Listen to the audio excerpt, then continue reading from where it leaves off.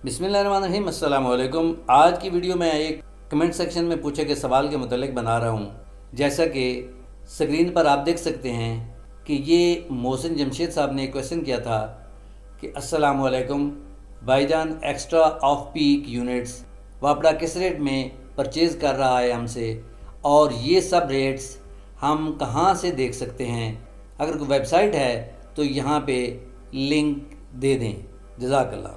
तो आज की वीडियो में मैं आपको बताऊंगा कि नेट मीटरिंग बिल की कैलकुलेशन कैसे होती है। नेट मीटरिंग में आप जो यूनिट एक्सपोर्ट करते हैं वो वापड़ा आपसे किस रेट पे ख़रीदता है, और जो यूनिट आप इंपोर्ट करते हैं वो वापड़ा आपको किस रेट पे सेल करता है, और ये सब रेट्स जो हैं कि आपको कौन सी वेबसाइट पे मिल सकते हैं। नेट मीटरिंग बिल को समझने के लिए वीडियो को आखिर तक देखिएगा। बहुत शुक्रिया। यहाँ पे आप देख सकते हैं कि मेरे पास एक नेट मीटरिंग कनेक्शन का बिल है, और ये इसका रीडिंग सेक्शन होता है।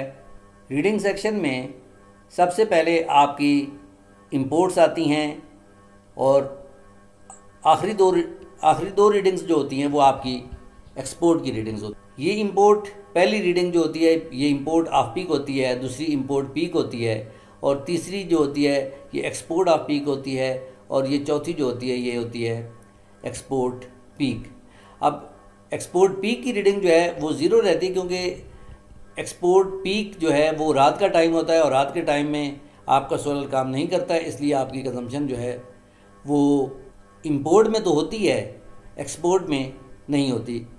यहाँ पे आप देख सकते हैं कि ये अगस्त 2024 का बिल है, और यहाँ पे ये जुलाई जो था ये इसके क्वार्टर का पहला महीना था, क्योंकि नेट मीटरिंग बिल की क्वार्टरली एडजस्टमेंट होती है कि अगर आपका बिल जो है वो क्वार्टर के पहले महीने में आपकी टोटल एक्सपोर्ट जो है वो टोटल इंपोर्ट से ज़्यादा होगी, तो आपको क्वार्टर के पहले महीने में वापड़ा आपको बिल जनरेट नहीं करेगा। इसी तरह अगर आपके दूसरे महीने भी क्वार्टर के दूसरे महीने में भी आपकी जो टोटल एक्सपोर्ट है वो टोटल इंपोर्ट से ज़्यादा रहती है, चाहे एक यूनिट भी हो, तो वापड़ा आपको बिल जनरेट नहीं करता, सिर्फ आपसे टीवी फीस चार्ज करता है। और तीसरे महीने में आपकी जो बैलेंस होता है पहले महीने का और दूसरे महीने का, वो टोटल करके आपकी जितनी एक्सपोर्ट बन रही होती है वो आपकी इंपोर्ट में से काट के नेट एक्सपोर्ट जो है वो आपको क्रेडिट कर देता है। यहाँ पे आप देख सकते हैं कि जुलाई 2024 में यहाँ पे कंजम्पशन जो है वो ज़ीरो आ रही है। इसका मतलब ये नहीं कि इसकी कंजम्पशन यहाँ पे ज़ीरो थी, इसका मतलब ये है कि यहाँ पे इसकी जो एक्सपोर्ट थी वो इंपोर्ट से ज़्यादा थी, और यहाँ पे वापड़ा ने इसको बिल जनरेट नहीं किया।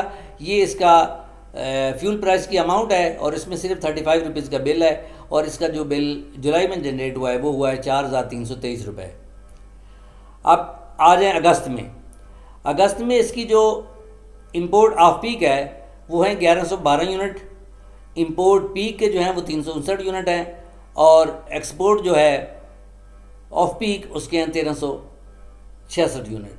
अब जब हम इसका इंपोर्ट का टोटल करते हैं तो टोटल इंपोर्ट जो है including peak end off peak ये 1162 प्लस 359 ये बन रहे हैं 1521 यूनिट।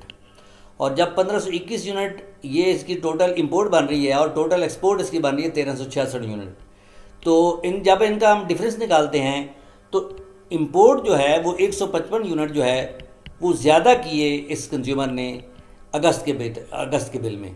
तो अगस्त के बिल में इस कंज्यूमर ने 155 यूनिट जो है वो इंपोर्ट ज़्यादा किए एक्सपोर्ट की निस्बत। तो अब चूँकि इंपोर्ट इसकी एक्सपोर्ट से एक्सीड कर गई है, तो अब वापड़ा जो है इसको इसी महीने इसके बिल की मुकम्मल कैलकुलेशन कर देगा और इसको बिल जनरेट कर देगा। अब यहाँ पे नीचे आ जाएं, ये इसका जुलाई का कैरी फॉरवर्ड है।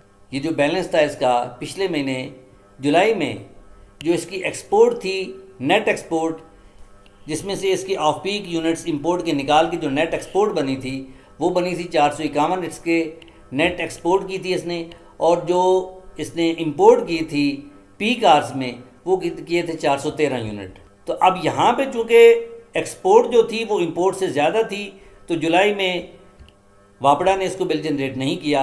अब यहाँ पे इसकी जो टोटल इंपोर्ट है वो टोटल एक्सपोर्ट से ज़्यादा हो गई है, तो इस वजह से अब इसको 8वें महीने में, क्वार्टर के दूसरे महीने में वो अपना इसको बिल जनरेट कर देगा।